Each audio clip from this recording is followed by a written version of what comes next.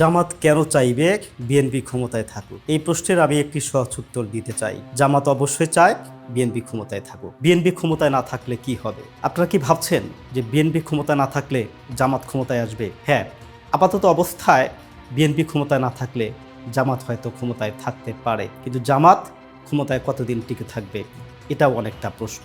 ধরেন গত নির্বাচনে বিএনপি ক্ষমতায় না আসে, জামাত ক্ষমতায় আসলো, তাহলে কি হতে পারত? আমি আপনাদেরকে বলে রাখি, এটি একেবারেই স্পষ্ট যে যদি গত নির্বাচনে জামাত ক্ষমতায় আসতো তাহলে এই বিএনপির সাথে আওয়ামী লীগ যোগ দিত।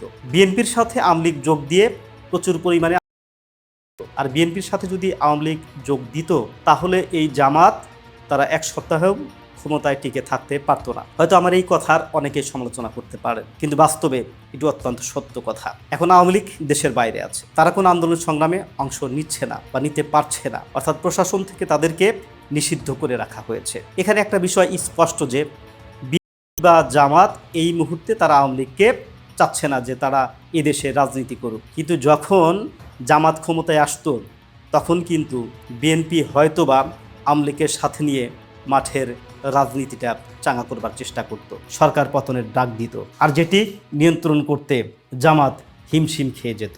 এখন তাহলে কি জামাত ইচ্ছে করে রাষ্ট্র ক্ষমতায় আসেনি? আপনাদেরকে এটাও আমি স্পষ্ট বলতে চাই, গত নির্বাচনে যদি জামাতের ক্ষমতা থাকতো, এখন রাষ্ট্র ক্ষমতা কেড়ে নেওয়া, তাহলেও তারা রাষ্ট্র ক্ষমতায় যেত না। কারণ জামাত খুব ভালো করেই জানে, আমি যদি এবার রাষ্ট্র ক্ষমতায় যাই তাহলে আওয়ামী লীগ এবং বিএনপি মিলে আমার বিরুদ্ধে আন্দোলনে নামতে পারে, আর সেটি নিয়ন্ত্রণ করার ক্ষমতা এই মুহূর্তে জামাতের নাই।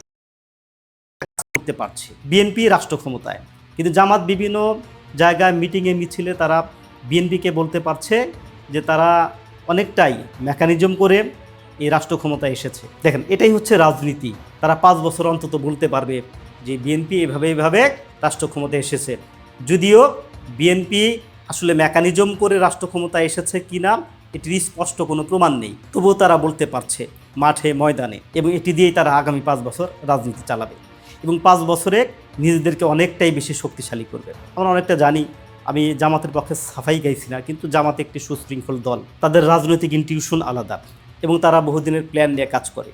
কাজে হুট করে রাষ্ট্র ক্ষমতায় যেতে হবে জামাত কিন্তু এটা ভাবে না, জামাত ধীরে ধীরে প্ল্যান নিয়ে এগোয়। তো সে কারণে তারা এবারে রাষ্ট্র ক্ষমতায় সুযোগ থাকলেও তারা আসতো না। আর জামাত খুব ভালো করেই চায় যে বিএনপি রাষ্ট্র ক্ষমতায় টিকে থাকুক, কেননা বিএনপি যদি রাষ্ট্র ক্ষমতায় টিকে না থাকে তাহলে আওয়ামী লীগ চলে আসবে, আর আওয়ামী লীগ আসলে অনেকটাই জামাত এবং বিএনপি দুজনের জন্য খারাপ অবস্থা হবে। দুজনের জন্য খারাপ অবস্থা হবে বলতে, তৃতীয় একটা শক্তি আসলে অবশ্যই এদেশের রাজনীতিতে তাদের অনেকটাই সমস্যার সম্মুখীন হতে হবে। এবং আওয়ামী লীগ যেভাবে তারা এদেশ থেকে বিতাড়িত হয়েছে, তারা যদি এদেশে কোনোভাবে চলে আসতেই পারে তাহলে বিএনপি এবং জামাতের ক্ষেত্রে অনেকটা সমস্যা হবে, এটা অনেকেই বুঝতে পারেন। সে কারণে বিএনপিও চাবে না আওয়ামী লীগ এই মুহূর্তে বাংলাদেশের রাজনীতিতে ঢুকে পড়ুক, বা জামাতও চাবে না এই মুহূর্তে আওয়ামী লীগ বাংলাদেশের রাজনীতিতে ঢুকে পড়ুক। তো সে কারণে নিজেদের প্রয়োজনেই বিএনপি বা জামাত কেউই চায় না যে বাংলাদেশের রাজনীতিতে আওয়ামী লীগ আসুক।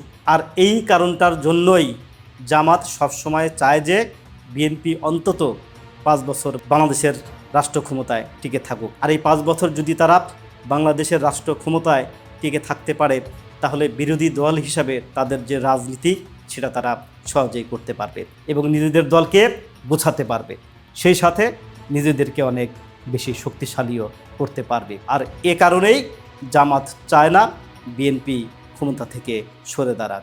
সেই কারণে জামাত সবসময় চাক বিএনপি রাষ্ট্র ক্ষমতায় থাকুক। আশা করি আমার এই ছোট্ট বিশ্লেষণ থেকে আপনারা পুরো বিষয়টা বুঝতে পেরেছেন। তো আমার এই কথার প্রেক্ষিতে যদি কারো কোনো কথা থাকে তাহলে কমেন্ট বক্সে আপনারা সুচিন্তিত মতামতটি লিখতে পারেন এবং তার প্রেক্ষাপটে পরবর্তী ভিডিও বানানোর আমরা চেষ্টা করব। ধন্যবাদ।